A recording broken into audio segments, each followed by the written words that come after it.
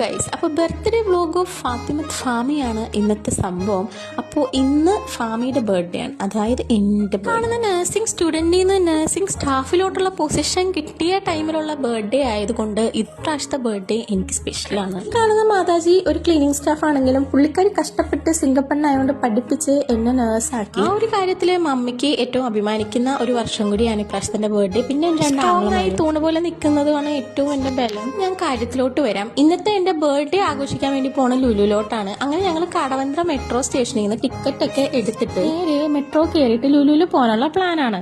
ഉമ്മാക്ക് എസ്കലേറ്റർ കയറാൻ പേടിയായതുകൊണ്ട് സ്റ്റെപ്പ് കഷ്ടപ്പെട്ട് കയറി.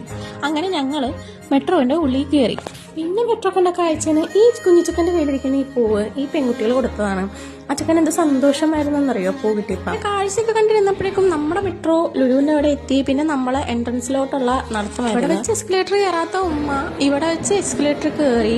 അതിൻ്റെ ഒരു സന്തോഷം ആ മുഖത്ത് നല്ല രീതിക്ക് കാണാനും ഉണ്ടായിരുന്നു. ഈ കാണുന്ന സാധനം ഉമ്മ വരച്ച് കഴിഞ്ഞാൽ പെട്ടെന്ന് തന്നെ ഉമ്മക്ക് കയറാം. ഞാനവിടെ കുറച്ചിട്ട് തപ്പി വരച്ചിട്ടാണ് എനിക്ക് ആ സംഭവം കടന്ന് കിട്ടിയത്. ഞങ്ങൾ ലുലു കയറിയപ്പോൾ അതിൻ്റെ അകത്ത് എന്തോ പരിപാടി കിടപ്പുണ്ടായി. അത് കാണാൻ വേണ്ടി ഞങ്ങൾ അടിയിൽ പോയപ്പോൾ ഫാറൂഖ് ബ്രോ അവിടെ തന്നെ. ഉമ്മയും വ്ളോഗറാണ്, വെറും വ്ളോഗറല്ല, വീഡിയോസ് എടുത്ത് സ്റ്റാറ്റസ് ഇട്ട് ഉറപ്പിക്കലാണ് ഉമ്മയുടെ പരിപാടി. ഞാൻ വ്ളോഗ് ഇട്ട് ഉറപ്പിക്കുന്നു. അങ്ങനത്തെ ഒരു വ്യത്യാസമേ ഞങ്ങൾ തമ്മിലുള്ളൂ. ഞങ്ങൾ അവരുടെ പരിപാടി ഇരുന്ന് അവിടെ കണ്ട് നല്ല പാട്ടൊക്കെ ആയിരുന്നു, രസമായിരുന്നു കേൾക്കാൻ.